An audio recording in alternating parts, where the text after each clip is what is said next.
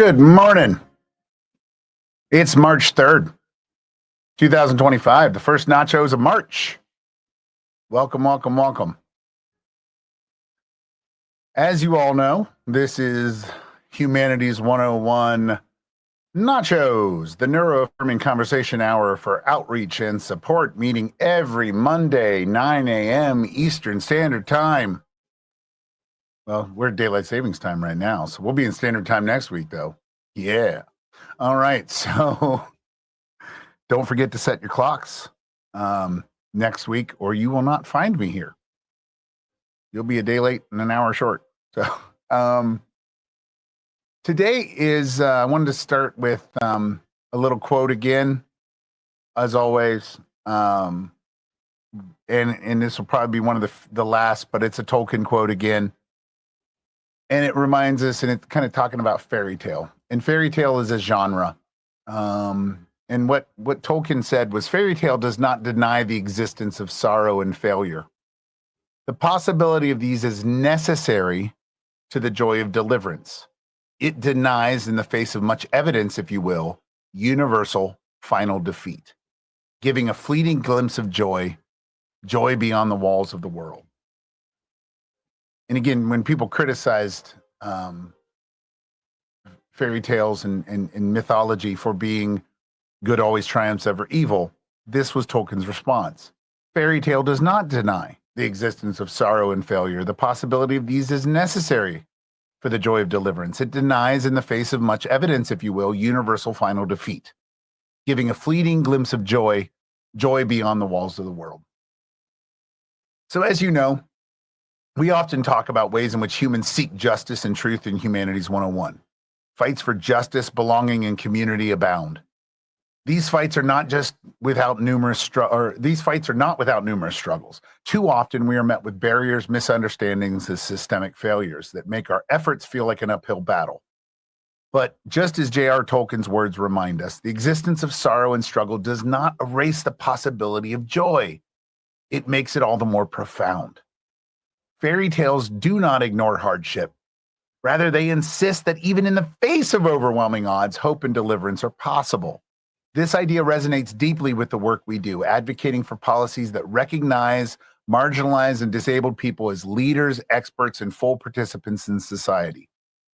Celebrating the wins, big and small, that push us towards a future where we are not just included, but embraced, is something that we strive for. So as we gather for Nachos, the NeuroAffirming Conversation Hour for outreach and support on National I Want You to Be Happy Day, and as we prepare for Voices in Action, an event that's happening in Lansing on Tuesday, let's hold on to this truth. Our struggles do not define us, but our resilience, our community, and our shared joys do. So as I mentioned, today is National I Want You to Be Happy Day, a simple yet powerful reminder of the importance of joy, connection, and mutual support. In a world that often moves too fast, especially for neurodivergent individuals navigating overstimulation, burnout, and societal expectations, this day offers a moment to pause and center happiness, not just as an abstract idea, but as a shared experience of care and affirmation for ourselves and for others. At Nachos, we recognize that happiness looks different for everyone. For some, it's found in quiet moments of rest, for others, deep conversation, yet for others, creative expression, or even the comfort of community and friends. But today, March 3rd, we're dedicating our space to exploring what happiness means in neuroaffirming ways. How can we create environments that foster genuine joy, and what small or even big acts of kindness help us feel seen and supported? So let's come together to celebrate happiness, not as a demand, but as an invitation to honor what truly makes us feel good, and do so on our own terms. So what is this I Want You to Be Happy Day? The Prairie News did a small article on this, and the whole idea of the celebration is that it highlights the values of kindness, selflessness, and creating space for joy in others. So again, focusing not just inward, but outward today. So it emphasizes how small intentional acts like a kind word, a thoughtful gesture, or simply checking in can uplift those around us. This story from Prairie News, though, also underscores that happiness isn't about a grand gesture, but about fostering connections and moments of care that make people heard or feel heard, seen, and supported. I might even go a step further and say it makes them feel valued and appreciated. So today, in order to build community and participate fully in this experiment that we're calling Humanities 101, I'd love for you to take a moment and reflect on the small things that bring you happiness. What are those little moments, routines, or experiences that ground you, lift your spirits, or simply make life a little brighter? For some, it's the feeling of sunlight streaming through the window on a quiet morning after a long winter, the comfort of a weighted blanket or a favorite song on infinite repeat, the rhythm of stimming, or the joy of diving into a special interest without judgment. Happiness doesn't have to be grand or performative. It can be deeply personal, fleeting yet powerful. A, quote, glimpse of joy beyond the walls of the world. So today, for participation, I want you to drop a comment and share what brings you joy. Because in celebrating these moments together, we aren't just listing happy things. We are affirming that our happiness, our experiences, and our presence in this community matter. And for me, one of the small things that bring me joy every day is a nice hot, and I'm talking hot, cup of coffee. I want it to be so hot I can't sip it at first. And then for the next 15 minutes, I want to, and then I need it to be hot again. So I've got about 10 minutes and a cup of coffee, and then it's too cold for me. So a nice hot cup of coffee brings me joy. Small thing. So I'm probably today going to make sure that while I'm traveling to Lansing, I'm going to make maybe do some small little happy things for other people. Pick up some blow pops or a couple suckers and just drop them on the way every time I stop for gas or interact with somebody. Something sweet for you today. It's a small thing, but it can make the world a difference. So for Nachos, this message of I want you to be happy is especially meaningful. Neurodivergent individuals often navigate a world that doesn't always accommodate their needs, making happiness feel like an afterthought rather than a priority. So neuroaffirmation is about recognizing and honoring those needs, validating different ways of experiencing joy, and creating environments where individuals feel comfortable being themselves. It's about understanding that self-care isn't selfish. It's a crucial act of self-preservation. But today, even though it's, want to make you a happy day, let's also embrace some grace for ourselves and for others. Neurodivergent joy doesn't have to fit neurotypical molds. It can look like resting without guilt, engaging in a special interest without judgment, or simply being in a space where one's experiences are affirmed and understood. It's not about forcing positivity. It's about fostering an atmosphere where everyone has the freedom to define joy on their own terms. So today we're talking about striking a contrast in how disability and marginalization is viewed around the world, because while the U.S. continues to debate whether disabled people should even be working, we're seeing in some of our stories, the new stuff today, that Europe is actively recognizing the talent and expertise of disabled individuals. They're sending one to space. So the European Space Agency, the ESA, has officially cleared John McFall, a British astronaut with a disability, to travel to the International Space Station, a groundbreaking moment in the history of space exploration. McFall, a Paralympian who lost his leg in a motorcycle accident, was chosen for the ESA's Para-Astronaut Feasibility Project. They have a feasibility project for para-astronauts, which is focused on making space travel accessible to people with physical disabilities. And if you think about it, if people with disabilities aren't qualified to travel to space experimentally in order to make space travel useful for the rest of us, what's that telling us about the new worlds they want to discover and colonize? We're not going to be there. They don't want us there. So I love this about the ESA doing this. Now, with this new declaration of being fit for flight, John is set to break barriers and prove that limits that society places on individuals have nothing to do with abilities and 110% to do with societal expectations and perceptions. Now, if we contrast this with what's happening in the US, it's kind of crazy. Instead of discussing how to recognize and support disabled talents, lawmakers and commentators here in the States are still stuck on the more basic and some even might say regressive questions of should disabled people even be working? Should they be given a living wage? Should they be even given minimum wage? The fact that this is still a topic of debate in 2025 speaks volumes. And while our disabled brothers and sisters across the Atlantic are being celebrated as astronauts, many in the US are still fighting just to be allowed to participate in the workforce.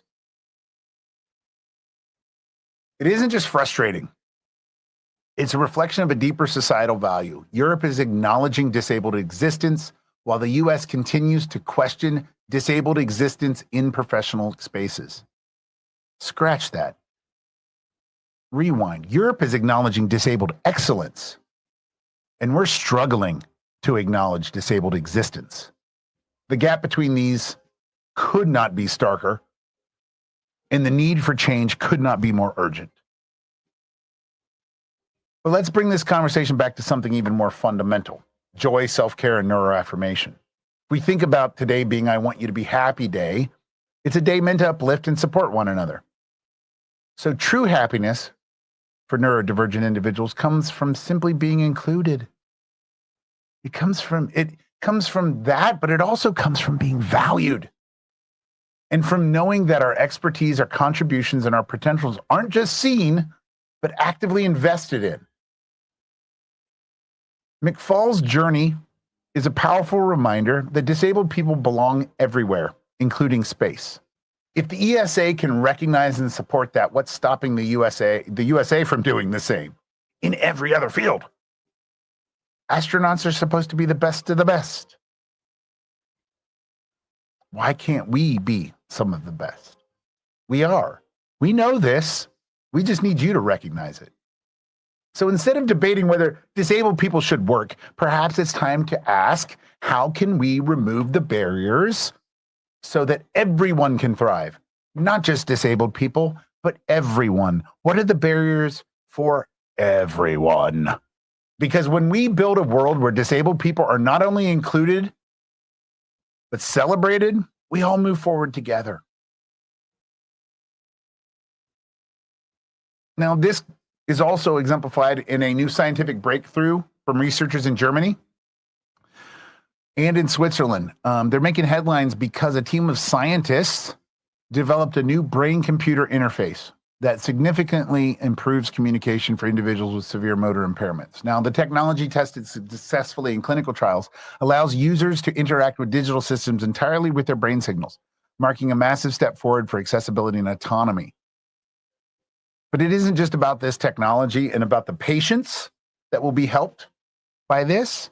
It's about who gets to be part of the scientific discovery, because this project was led by an international team that included disabled researchers. Their firsthand experience helped shape a tool that will revolutionize life for people with ALS, spinal cord injuries, and other mobility-limiting conditions. And yet, again, while Europe is actively integrating these scientists into research, the US remains stuck on tired old questions of should they even be able to work. Instead of clearing disabled professionals for space travel or championing disabled-led innovations, we're still watching policies and attitudes that push disabled workers out of jobs, out of opportunities, and out of the conversation altogether. But it's not just about employment. It's about who gets to lead, who gets to innovate, and who gets to shape the world we live in. If disability is still treated as a reason to exclude people from the workforce in the US, how can we expect to benefit from the insights, brilliance, and lived experience of disabled individuals in science, medicine, and beyond? And please, grab a history book. You will find many disabled scientists, doctors, and beyond. So again, when we think about the theme of the day, happiness isn't just about kindness. It's also about validation. It's about knowing that your contributions matter, that your expertise is valued, and that your lived experience is seen as a strength, not a liability. So the message from Europe is clear. Disabled people aren't just capable, they are essential. Their presence in space exploration, cutting-edge science, and innovation is proof that when barriers are removed and inclusion is prioritized, the whole world benefits. And we have a choice in this country. Will we continue to question disabled people's right to work, or will we finally recognize their right to lead? And so these stories are a wake-up call for us. What structures need changed? What outdated policies need to go? How can we create spaces where disabled and marginalized individuals are valued for their contributions rather than excluded because of bias? The truth is, this is why we must shift from a mindset of limitation to liberation.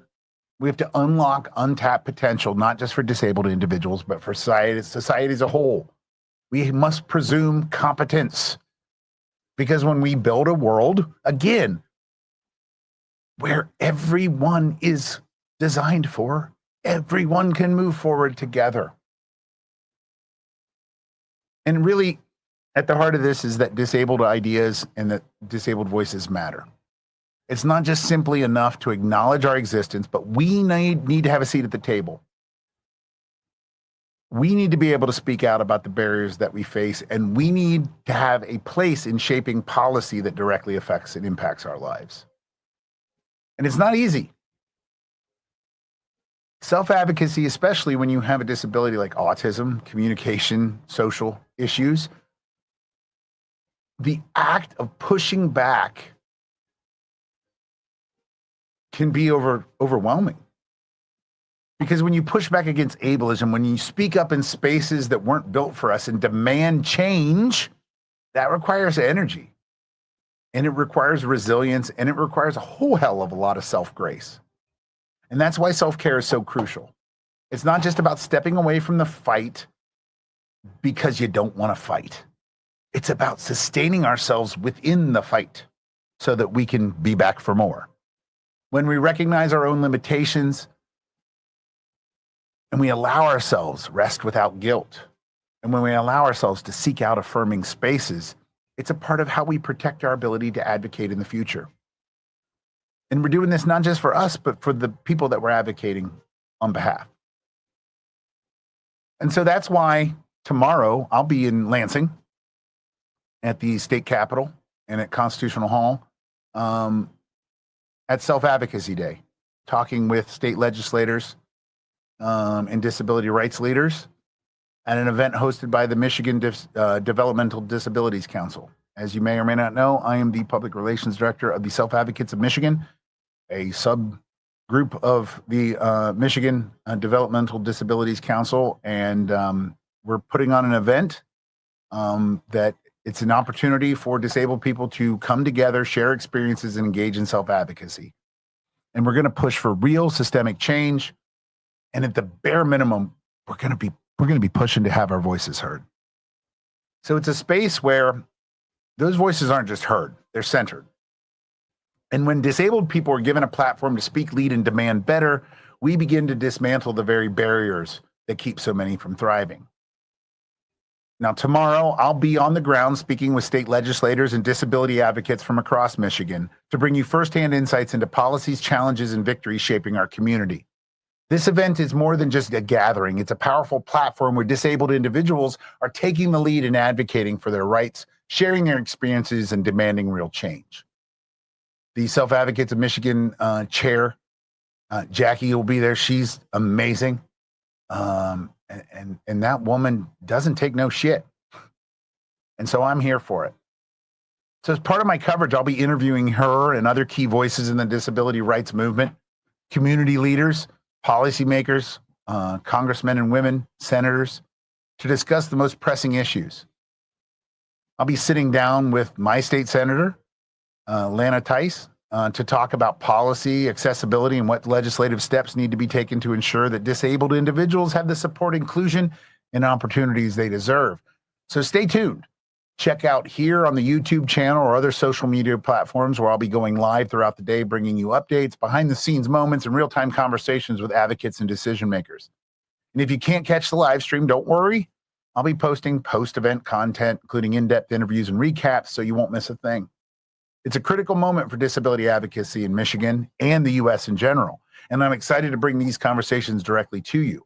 So let's amplify these voices, break down barriers, and continue to build a future where everyone has a seat at the table. So one of the critical topics I'll be talking about tomorrow with my senator is law enforcement training on autism awareness and communication. Far too often, interactions between police officers and autistic individuals escalate due to misunderstandings, misinterpretations of behaviors, and lack of awareness of both neurotypical communication styles and neurodivergent communication styles. It's not just about the autistic person not understanding what to do in those interactions. It's about the police not understanding how to communicate. And we know this with the disability community in general. If there is somebody who's pulled over who doesn't hear, right? That would be an issue of communication. And the officer might understand that. With autism, it's a little different. So that's why I'm proposing autism awareness and communication training for law enforcement in Michigan. I'm going to address this to my senator, and I'm going to ask her to bring this initiative forward. And I'm giving her the text. But I want Michigan to become a national leader in fostering safer and more effective interactions between law enforcement and autistic individuals. And I think if we implement mandatory autism awareness training for police officers, we expand voluntary self-disclosure programs, because we had one passed in 2021, and we increase community engagement and awareness, the policy could help prevent unnecessary escalations, reduce harmful encounters, and build much needed trust between law enforcement and autistic individuals. And let's be honest, it's going to keep people alive. Now, as we navigate these important conversations, whether it's advocating for disability inclusion in the workplace or celebrating neurodivergent excellence or pushing for safer interactions, one thing remains constant. We cannot do this work alone. Change happens when we come together, share our experiences, and continue to push for a world where disabled, marginalized, and neurodivergent individuals are not only included, but celebrated for our strengths, insights, and leadership. Because remember, advocacy is a marathon, not a sprint. And the fight for human and civil rights is emotionally and physically demanding. That's why it's important to take care of yourself, practice self-grace, and get the rest you need. Your voice is powerful. Regardless of your topic, your voice is powerful. But if it doesn't always have to be loud to be powerful. Sometimes the most radical act is knowing when to quietly step back and recharge. And so whether that means participating in events like I'm doing tomorrow, or engaging in important conversations with your friends or on social media, or simply finding joy today in I Want You to Be Happy Day, know that your presence in this community and on this earth, it matters. It's a good thing you're here. And as we move forward, we need to keep building each other up. So let's continue fostering a community where all individuals can thrive without fear, without burnout, and without constantly having to justify their own worth.